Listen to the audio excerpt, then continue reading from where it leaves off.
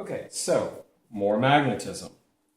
A proton moving at 5.7 times 10 to the 6 meters per second through a magnetic field of 4.6 Tesla experiences a magnetic force of 1.6 times 10 to the negative 12 newtons. What is the angle between the proton's velocity and the field? The charge on the proton is, and they give elementary charge, it's about 1.6 times 10 to the negative 19th, and it has a mass of 1.67 times 10 to the negative 27 kilograms. All right, here we go. We've got a proton, P+, moving through a uniform magnetic field, and they set up the following. Now, this is the one question, in fact, I don't think I'll ask you anything like this again, where the angle is non-zero, but the angle is important. So, the Lorentz force, our magnetic force on a moving charged particle, is going to be QVB, sine of the angle between them. You may have seen me write a cross product in one of the previous ones. Well, here's where we simplify that down. We take the magnitude of V, the magnitude of B, times sine of the angle between them. If the angle is 90 degrees, which is what I'll usually give you in class, then it means that the sine would just become 1, and the numbers work out pretty easily. But this time, we've been given the following, that our force,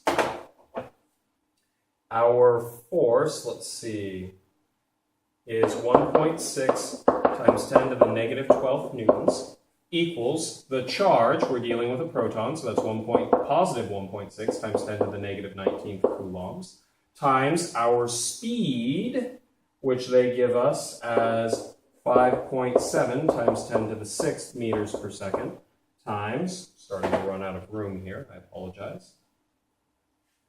These are kind of some big numbers. Times our magnetic field of 4.6 Tesla. And the final thing that we need in here is sine of the angle between them. Here's what I'm going to do. I'm going to multiply all of these things together and clean them up a little bit. So we've got 1.6 times 10 raised to the negative 19th times 5.7 times 10 raised to the 6th times 4.6 Tesla. And I get the following. 1.6 times 10 to the negative 12 newtons. I'll check my numbers here because something's not right.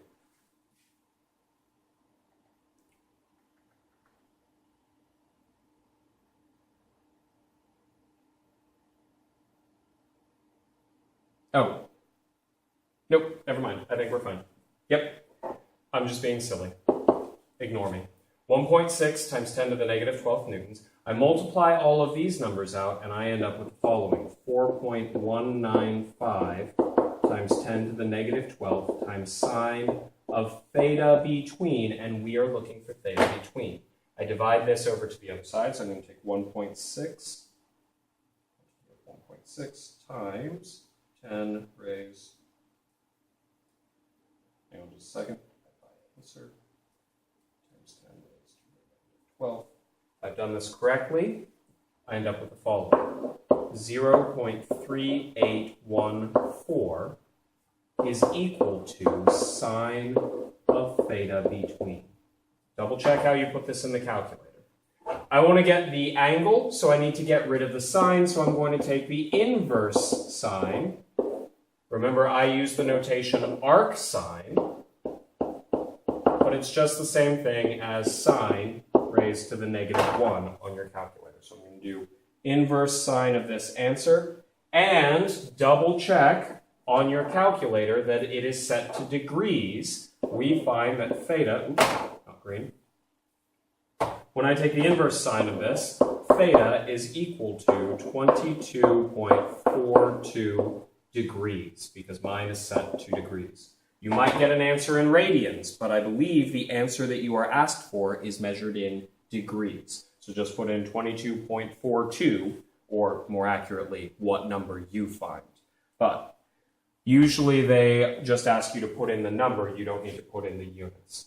All right, There are some other complications. We do know that the sine of it comes up to this. There could actually be a different angle, but this is the default one that is returned by calculators, and this gives us an idea of what the angles are.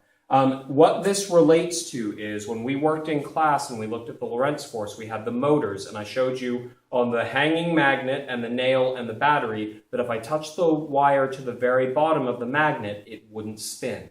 We ended up with no force. We get the most if we put the wire on the side of the magnet. The angles are important in how much force we actually get out of this. So, in this case, this is the angle. So far as I know, this is probably going to be the only time, at least for Gen Physics, that I'm going to ask you to find the angle in this way. All right.